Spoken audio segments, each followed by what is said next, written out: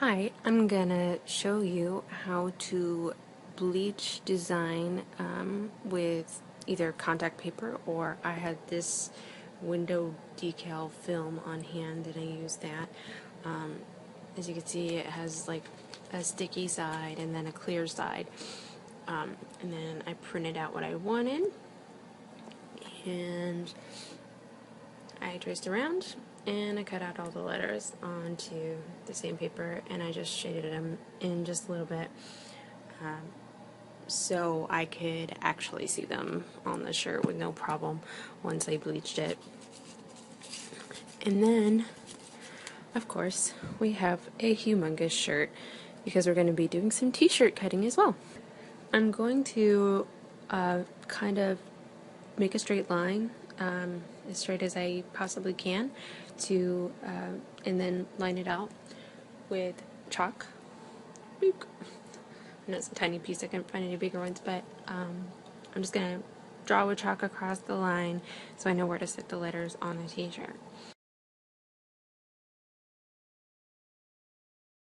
We're going to put some bleach in a spray bottle and spray it over the little stickies to kind of give it a halo effect of the letters. Okay, I came outside. Here's my t-shirt. I'm going to make sure all the letters are stuck down as best as I can get them stuck. It's not super sticky, so it'll come off really easy, but hopefully there won't be too much bleeding. I did put my cutting board under the t-shirt. I'll show you. Is it got a cutting board under there and some cardboard under there, just so it won't bleed through to the back. Even though I'm going to be cutting up this shirt when I'm done to kind of make a Zumba workout halter top, I just know it's best that you want to keep it separated from the back so it doesn't bleed. And I have it up off the ground, otherwise my dogs will decide I'm playing with them and probably mess me up. Okay, so I'm going to spray on the bleach. First I'm going to double check the letters like I said, and then I'll show you after I'm done doing some spraying.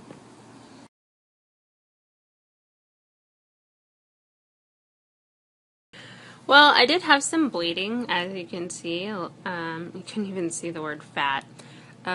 So what I did is I actually got some fabric paint out, and as you can see, I already started with the sweat, and I used some of the letters that I already had, and then I had to recut them out, which kind of was a pain in the butt to kind of just do an outline around sweat because it didn't bleed as much up here.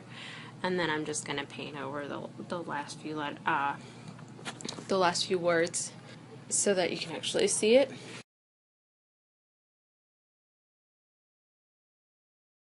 Okay, so we finally finished the design on the t-shirt. Next step is going to be t-shirt cutting. So make sure you get some really good scissors. I got my kitchen scissors because I know they're freaking awesome and they cut everything really well. So here we go. Okay, the first cut we're going to be making is all the way around the collar line. And then we're going to cut off each of the sleeves as well, right next to the seam. So you got your sleeves, so we're going to do it just right here.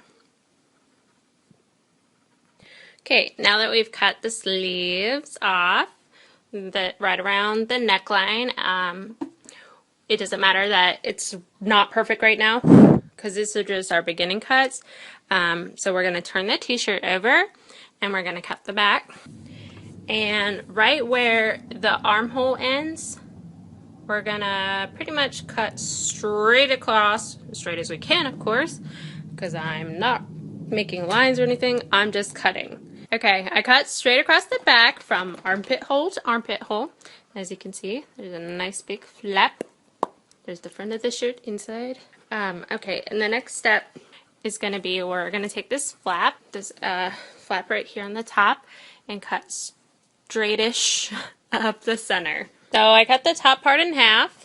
So you basically have two really humongous shoulder strap, and this is going to be part of the halter top. Here, let me try to get a better view. Sorry, all I have is my iPhone. So we got this nice big strap. This is we're just going to cut off all this extra shirt on here and here, and do that on the other side as well. So we cut off all the extra shirt and I stretched it out a bit. It's still pretty thick, but I want to keep it nice and long because it's going to be the halter top part. The next step is going to be to cut it all the way straight down the back. Okay, so as you can see, we cut straightish down the back all the way to the seam, and then the next cuts that we're going to make on either side of this flap is going to be like this way, horizontally, basically to right where about the armpit comes. Just do maybe like an inch or so ish fabric, and just do all the way. Keep cutting. Just keep cutting strips all the way down until you get to the bottom. So the top part, as you can see, I rolled up and then tied it around my neck. And then I cut a bunch of strips across the back. And then I started tying to see how long I need it to be. And I'm just going to cut off any extra all the way across. So again, we just make little bow ties and we're going to tighten this. But I wanted to see how it was going to fit. For those, I only cut off 2 strings right now, so I have 5 total that I kept on. That means I cut a total of 7 strips all the way down. I stretched out the fabric to try to make it curl as much as I could. As you can see, it's already starting to curl up, which is great. That's what you want, so it doesn't, all those jagged cuts that I said, you know, so don't worry about it. It's going to look fine because it'll just curl over. But we're going to send it for a run through the washing machine to kind of just give it that final look, because it'll curl up just even more once it goes through right in the washing machine. And then I'll show you the final product on me. Yay!